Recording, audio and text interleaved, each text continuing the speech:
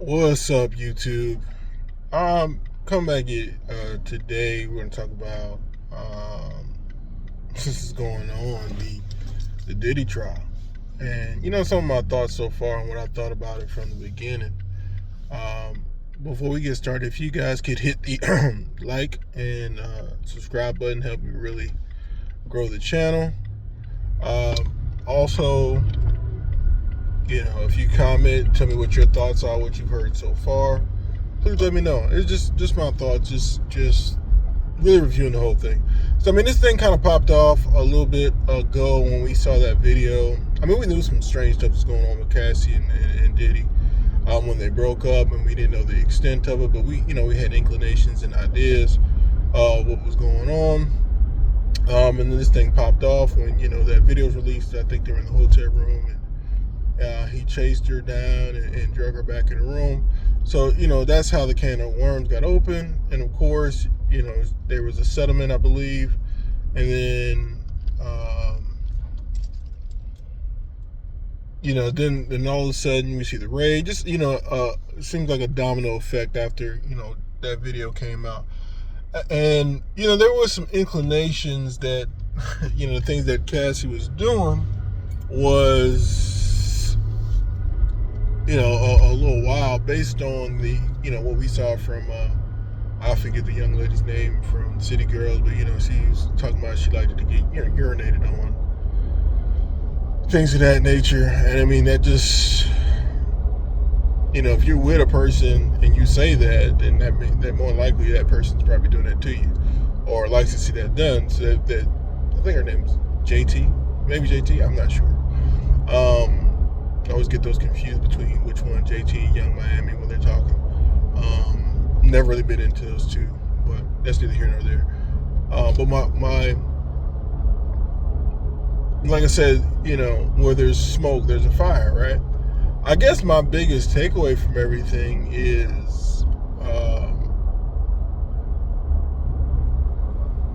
where was the consensuality? You know what I mean? Because at one point, did Cassie become complicit in the things that they were doing, and then did she just get enough of it, right? And I think maybe she got enough of it when she realized it wasn't getting her nowhere. And the reason I say that, because if you've been around men who have that pull, that swag, that power, or when I say power, I'm not talking about like to the power that Diddy has, but just they're that guy, right? You always find that there are some women who are willing to do whatever it takes to lock that guy down, right? And in certain cases, depending on the mental and emotional state of that woman, she could be subjected to do a lot of things, which may up to including messing around with other people at the behest or request of the individual she's trying to impress, right?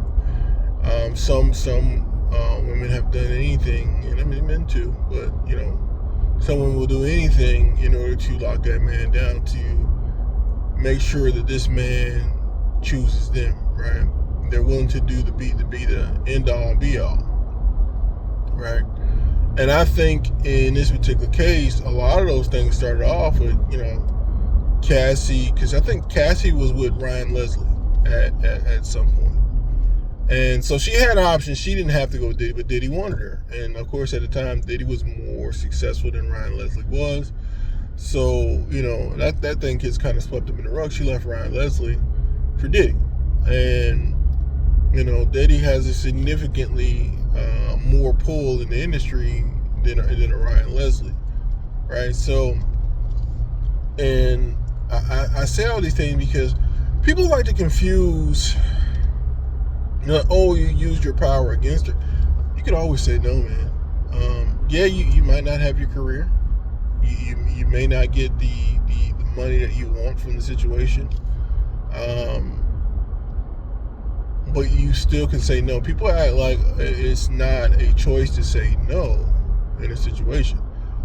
You're not going to starve to death if you say no. You may not get those millions, right? You may not get the notoriety.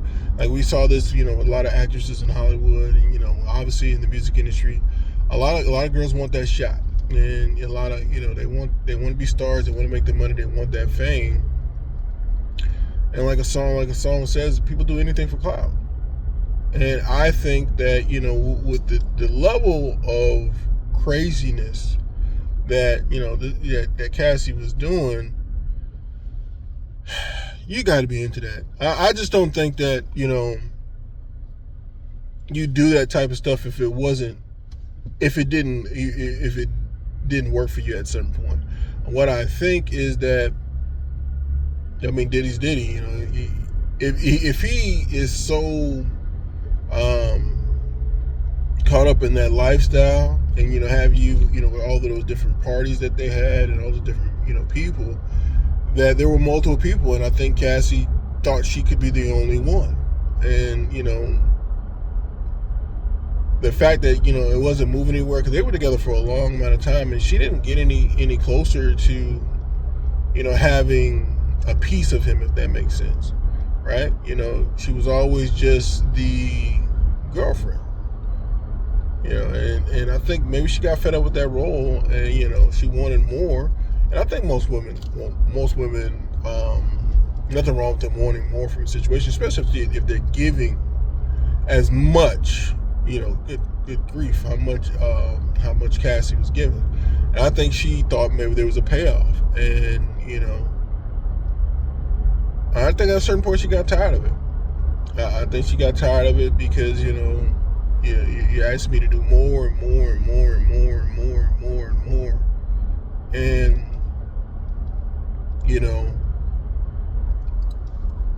and she wanted out. And unfortunately, I don't think he's the type of person that you can just easily walk away from. He seems to be an overly jealous type, and I think that's where the issue started to arise. The exit is where we see the problems, I would say. Right? Not so much, I don't think it was a ton of problems, prior to her wanting to exit the relationship. But I think once she wanted to exit the relationship, and now you got this person out there that knows you intimately, knows all the wild stuff you're into, and they want to move on, and they probably wanted to move on with I keep my mouth closed, and especially all the things I've done, give me some money, and I'll shut up. And I think that was the terms of the stipulation. Like, okay, give me this money and I'll shut up. But it was already too late. The damage was done, and now things are coming out in trial. I wonder, since he's settled, right, and now she's in trial, does she have to give any of that money back, or is that's her money now? I don't know. It's weird. But I don't think at all she was innocent. People probably argue with me. I just think when it came time to move on, and she wasn't getting what she wanted from the relationship, she decided that it was time to move on, and I want to check because I've done a lot. And some people might say, well, maybe she deserves that check. Maybe she does. Maybe she doesn't. That's neither here nor there for me. I'm not deciding whether her level of complicity and victim. I don't know. I wasn't there with them, and I don't know how much of it is painting the picture that you're the victim versus, hey, I was doing these things in order to get what I wanted, and I never got what I wanted, and then I became the victim and I wanted to leave, right? Because without context, a lot of things can make you seem like you're a monster.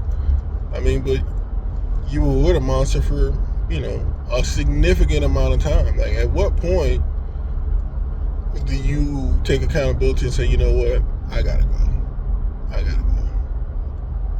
Because at the end of the day, we saw that she was able to leave, right? So it's not like she's given this testimony and she still had been with Diddy this whole time. She left a while ago, right? So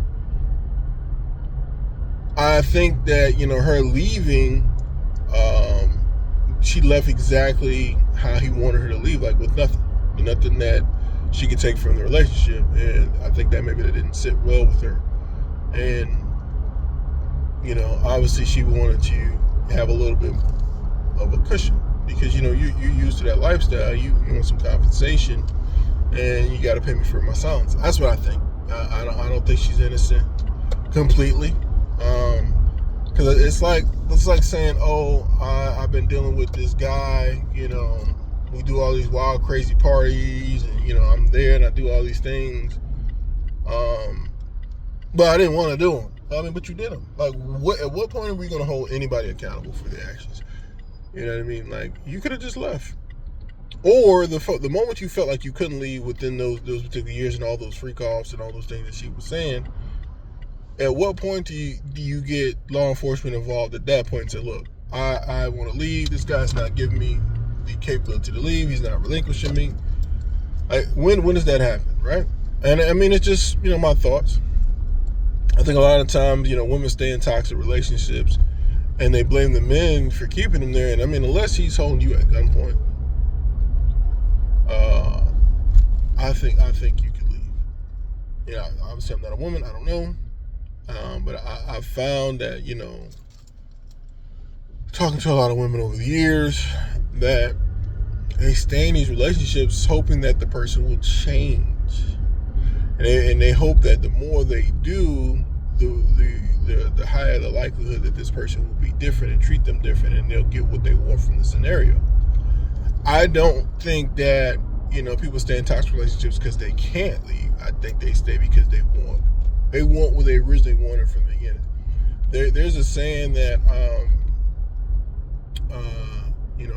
I think it was Carl Jung that said this. He basically was stating that,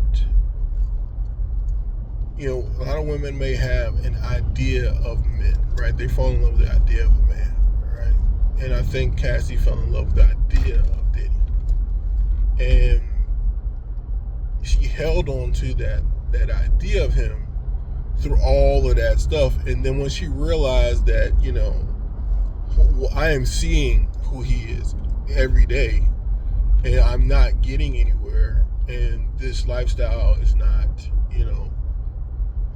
the trade-off that I'm making is not worth it, that's when she became the victim. That's when she, I think that's when the incident happened in person. But like I said, it's just, everybody's guessing, all right? Everybody's guesstimating what's happening, and you can only take, like people say, you can only take what she says with a grain of salt, because there's always three sides to a story. Your story, her side, and the truth, right? And the truth may be somewhere in the middle. I think most people, when they're telling something as humiliating as that is going to paint it as if I didn't have a choice in order to be humiliated. He forced me to do so. You know what I mean? You don't want to say that, hey, I was into this, or I grew accustomed to it. And you ain't even got to be into it, but like I grew accustomed to it, where it was just, natural for me to be into it. So I don't know. I think that, there's always some validity to what she's saying, but I also think that she, you don't just stay with a person that long and you don't have no involvement in it, of your own free will. That's my thoughts.